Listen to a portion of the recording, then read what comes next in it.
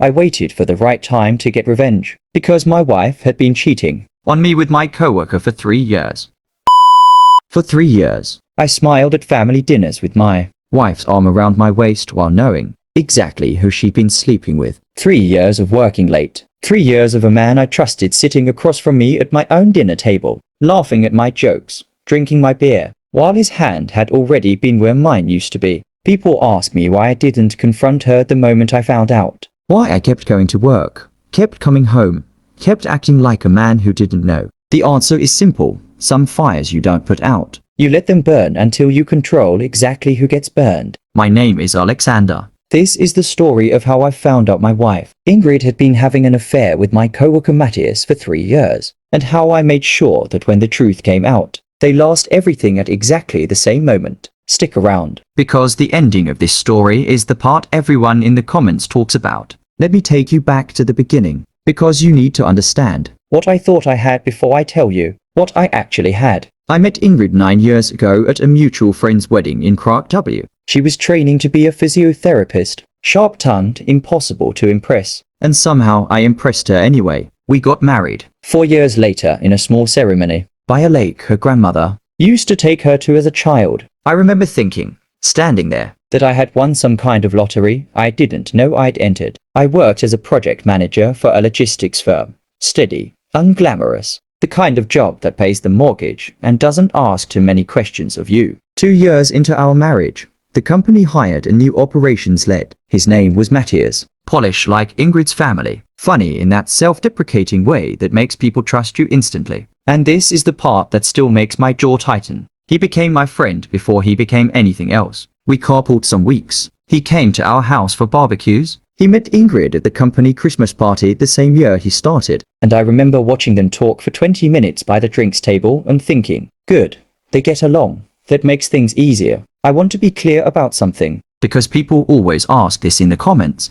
I was not a bad husband. I wasn't perfect. Nobody is. But I showed up. I remembered anniversaries. I did the dishes without being asked. I thought we were building something solid. I had no idea I was building it directly on top of a lie. The first crack showed up so small, I almost didn't notice it. It was our 5th anniversary. I'd booked a weekend at a lodge 2 hours outside the city. The kind of place with no cell signal, which I thought was romantic. Ingrid seemed distracted the entire trip, checking her phone in the bathroom, stepping outside for air and coming back looking like she'd been crying. Except she said it was allergies. I didn't think much of it at the time. Relationships have off weekends. But looking back now, with everything I know, that was the weekend Matthias had asked her to leave me for him, and she'd said not yet. Over the following months, small things piled up the way small things do. She started going to a new gym that never seemed to show up on our shared calendar. She'd laugh at texts on her phone and then lock the screen a half-second faster than usual when I walked into the room.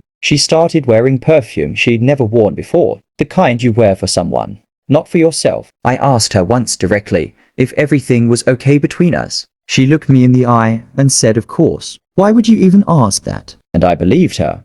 Because why wouldn't I? I trusted her more than I trusted myself. Meanwhile, at work, Matthias and I were closer than ever. He'd ask about Ingrid constantly. How's she doing? Tell her I said hi. And I thought that was just decent manners from a friend. I had no idea he was asking because he already knew more about her day than I did. The thing that finally cracked it open wasn't a dramatic discovery. It was something almost embarrassingly small. I'd borrowed Ingrid's tablet to look something up while mine was charging, and a message preview flashed across the top of the screen from a contact, saved simply as Gym app. The message said, tell him you were at yoga tonight. I already booked the room. I sat there for a full minute, rereading those 11 words like they might rearrange themselves into something innocent. I didn't confront her. I want to be honest about why. It wasn't strength, it was fear. I was terrified that if I said something and I was wrong, I'd have destroyed something real over a misunderstanding. And I was even more terrified that if I said something and I was right, I'd have to actually live inside that truth. So instead,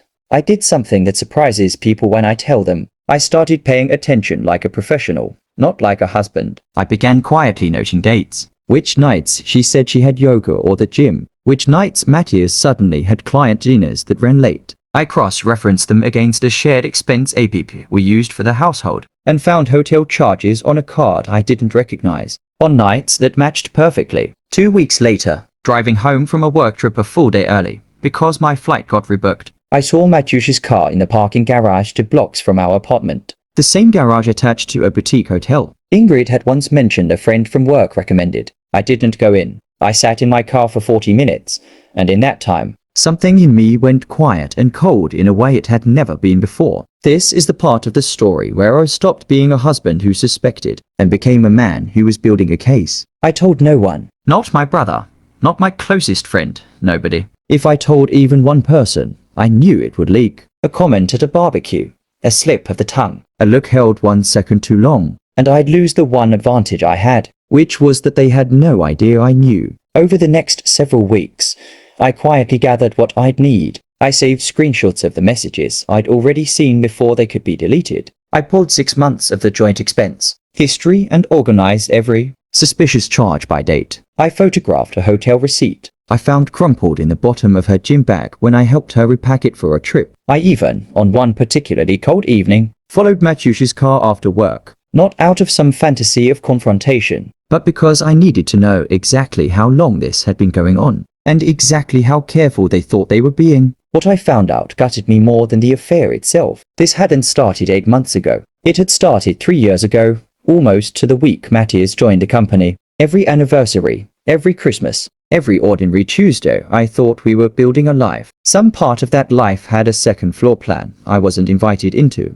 I also learned something practical, and I say this for anyone watching who might need to hear it. In my country, and in many places, evidence of when an affair began and how shared finances were used during a marriage matters enormously. If things end up in divorce court, I wasn't planning some dramatic public stunt. I was quietly building a paper trail that a lawyer would later tell me was unusually thorough. His words, not mine. I kept going to the barbecues. I kept carpooling with Matthias twice a week. I let Ingrid plan a trip for our upcoming anniversary. The same lodge, no cell signal, because I knew that when the truth came out, I wanted it to come out on my terms, in my timing, not stumbled into by accident. I chose the reveal carefully, and I chose it for maximum truth, not maximum drama. 3 weeks before what would have been our 10th anniversary, I met with a family lawyer and laid every piece of evidence on her desk. The messages, the receipts, the dates, the photographs. She confirmed what I suspected. I had more than enough for the divorce filing,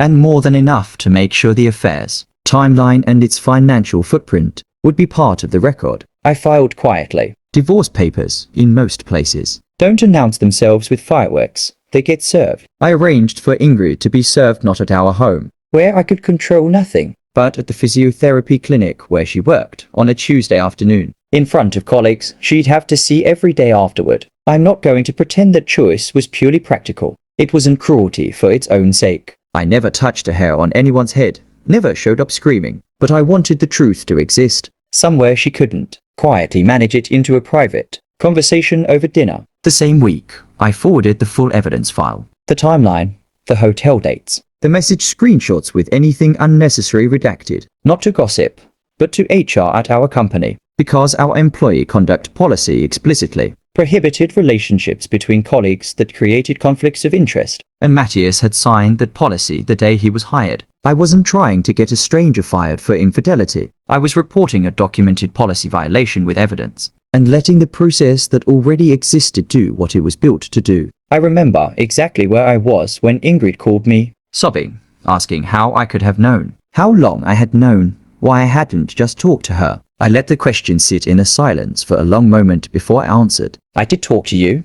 I told her. I asked you directly if everything was okay. You looked me in the eye and lied to my face. I gave you the chance to tell me the truth for over a year, Ingrid. You chose not to take it. So I stopped waiting for you to be honest, and I started making sure the truth would find you anyway. She tried everything in that conversation. That it wasn't what it looked like at first. That she'd tried to end it twice. That Matthias had pursued her when things at home felt distant. I let her talk. I didn't raise my voice once. I told her that I didn't need her confession anymore, because I already had 3 years of dates, receipts, and messages that told the story more honestly than she ever had. Matthias called me exactly once. He didn't apologize, not really. He said something about how these things happen and how he never meant to hurt anyone, which is a strange thing to say to the husband of the woman you spent 3 years lying to. I told him I had nothing to say to him and that HR would be in touch, and I hung up. What struck me most in those conversations wasn't anger. It was how small they both suddenly seemed. For 3 years, I had built them up in my mind as this unstoppable, coordinated secret. In the end, they were just 2 people who'd been caught, scrambling for words that wouldn't make it worse and finding there weren't any. Here's where people expect me to describe something explosive. The truth is quieter than that,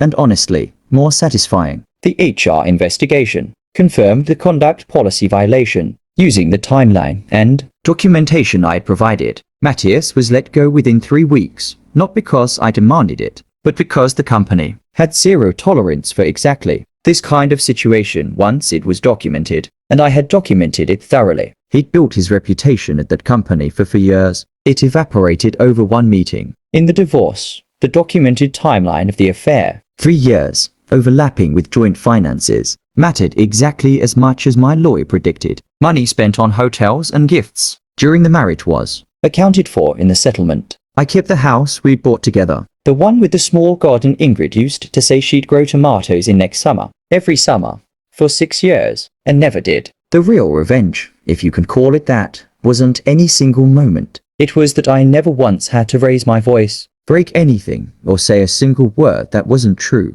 I simply stopped protecting a secret that was never mine to protect, and let 2 people face, at the exact same time, everything they'd spent 3 years avoiding. Ingrid moved 2 hours away, back near her parents. I heard through mutual friends that things with Matthias didn't survive the fallout. Turns out a relationship built entirely on secrecy struggles to find a personality once the secrecy is gone. I don't know if that's true. I stopped asking. I won't pretend the year after was easy. I went to therapy, which I probably should have done the moment I found that message on the tablet instead of waiting 3 months. I learned that trust, once you've had it broken this completely, doesn't come back the same shape it left in. I had to rebuild what safe meant to me from the ground up. But I also learned something I didn't expect. The version of myself that spent those months quietly gathering evidence instead of screaming in a kitchen was a version of myself I respected. I never lied. I never hit anyone. I never posted anything online with their names or faces. I just made sure the truth, when it finally arrived all at once and could not be talked away. People ask me if I regret waiting 3 months between finding out and filing. I don't. Revenge built on rage burns fast and often burns the wrong things down with it. What I built instead was patient, quiet, and when it finally landed, impossible to argue with. If you're watching this and you recognize even a small piece of your own story in mine, the locked phone screen, the gym that never shows up on the calendar, my advice isn't to confront in anger. It's to get quiet, get organized, and let the truth do the work anger never can. If this story hit you, let me know in the comments where you'd have drawn the line. And if you want to hear what happened when Ingrid tried to reach out again a year later, that story is coming next. Subscribe so you don't miss it.